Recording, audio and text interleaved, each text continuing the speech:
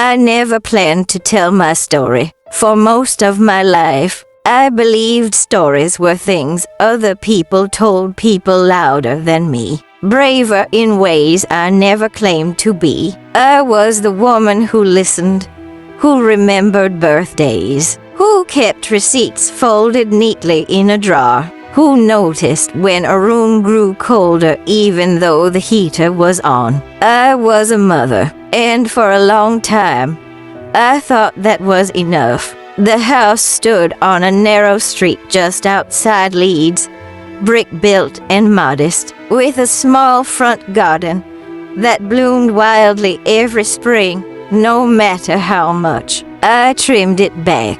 My husband and I bought it 37 years ago, when interest rates were cruel and optimism was cheap. We painted the walls ourselves. We argued about the curtains. We believed naively, perhaps, that once a house knew your name, it would never forget you. After my husband died, the house and I learned a new silence together. Not the empty kind, the settled kind. I learned where the floorboards creaked and which cupboard door needed lifting before closing. I learned how to drink tea alone without feeling lonely. The house learned my routines, my breathing, the way I paused in the hallway every evening before turning off the light. Then my son moved back in. When family becomes loud,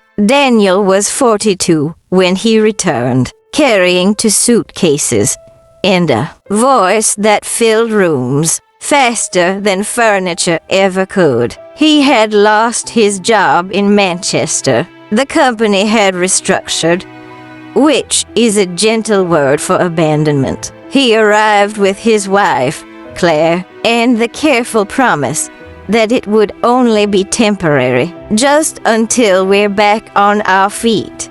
Mom, I said yes before he finished the sentence. That is what mothers do. At first, it felt like company, noise, purpose. Claire reorganized the kitchen without asking, but I told myself she was only trying to help. Daniel took phone calls in the living room, pacing back and forth like a man already convinced the world owed him something. Slowly, without announcement, the house changed its loyalties. My chair was moved to make room for a larger sofa. The television volume crept upward. My routines became interruptions. My presence became negotiable. One evening, I was watching the news, the kettle cooling beside me, when Daniel stood directly in front of the screen and turned it off. "Mom," he said, not unkindly, "I've had a long day. I need the space." I waited for the rest of the sentence. It came. "This is really our living room now." Claire didn't look up from her phone. I said nothing. I simply stood, took my tea with me, and went to my room. That was the night the house shifted. The first realization: silence has weight. When you live long enough, you learn to feel it pressing against your ribs. That night, sitting on the edge of my bed, I understood something with a clarity that startled me. Love does not protect you from being erased. I opened the wardrobe and reached into the bottom drawer. Beneath folded scarves and an old winter coat lay a folder I hadn't touched in years. Mortgage papers, bank statements, insurance documents, the practical bones of a life. I didn't open them that night. I wasn't ready yet. Claire's eyes. Claire was not cruel. That would have been easier. She was quiet in a different way, avoidant, practiced. When Daniel spoke over me, she smiled apologetically. When he made decisions about the house, she deferred with a nod that said nothing and everything at once. Once, over breakfast, I asked her gently, Are you happy here? She paused, spoon hovering over her cereal. It's complicated, she said. That was the most honest thing she ever told me. The question no one expected, the day everything truly changed, did not announce itself. It was a Tuesday. I had just returned from the shops when Daniel said, casually, "We need to talk about the house." Those words have a way of emptying rooms. He explained that selling made sense, that the market was good, that downsizing would suit me, that Claire's cousin knew an estate agent. When I asked where I would live, he waved a hand. "We'll figure that out." Something in his tone suggested the figuring had already been done without me. I nodded. He mistook that nod for agreement. Paper does not forget. The following morning, I made tea and opened the folder. I read every page slowly, not with panic, but with care.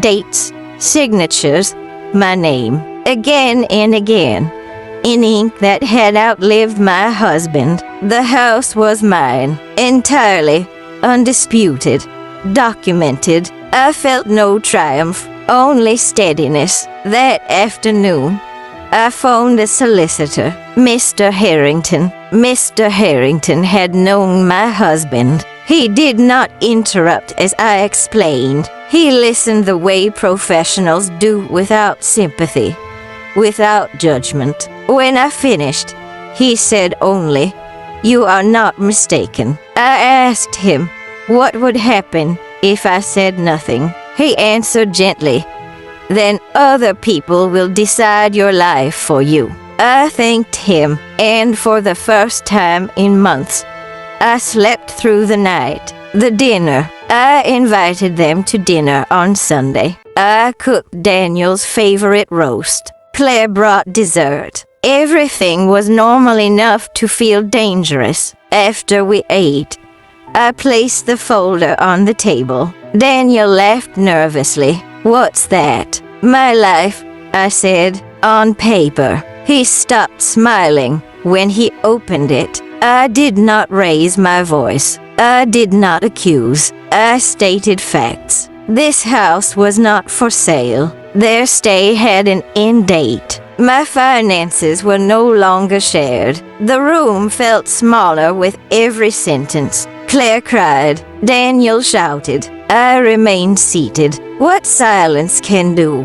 People misunderstand silence. They think it means surrender. Sometimes it means precision. Daniel did not speak to me for 3 days after that dinner. The silence between us was not calm like mine. It was sharp, punishing, designed to make me uncomfortable.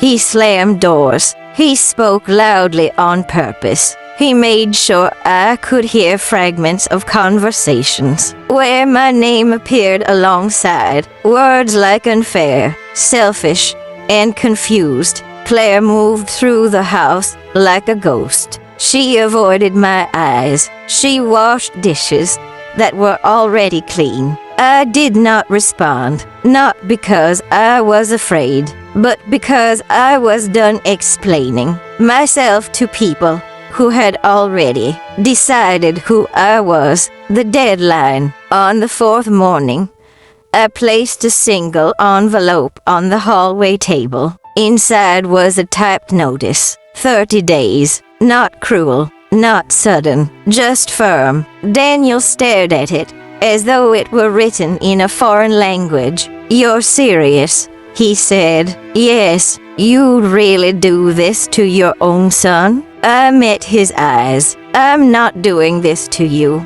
I'm doing this for me. He laughed, but it was thin. You won't last alone. That sentence landed heavier than he intended. I smiled gently. I already have. The things mothers know. There are things mothers learn without being taught. We learn the difference between need and entitlement, between love and leverage. between help and dependency. I had blurred those lines for too long. When Daniel moved out of my room years ago, I thought I was done raising him. I was wrong. This was the final lesson. Claire's choice. Claire came to my room late one evening. She stood at the door, twisting her ring. I didn't know it would be like this, she said. I believed her. You still have a choice, I replied. She nodded slowly,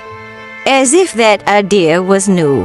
I don't know who I am without him telling me, she whispered. I reached for her hand. Then this might be the first time you find out, she cried quietly. I did not tell her what to do. I didn't need to. When the house breathes again. As the days passed, the house began to reclaim itself. The television grew quieter. My chair returned to its place by the window. The air felt lighter, as the walls themselves were relieved. Daniel packed angrily. Every box was an accusation. Claire packed carefully. Every box was a question. The last argument. 2 days before the deadline, Daniel exploded. You're destroying this family. I looked at him calmly. No, I said. I stopped sacrificing myself to keep the illusion alive.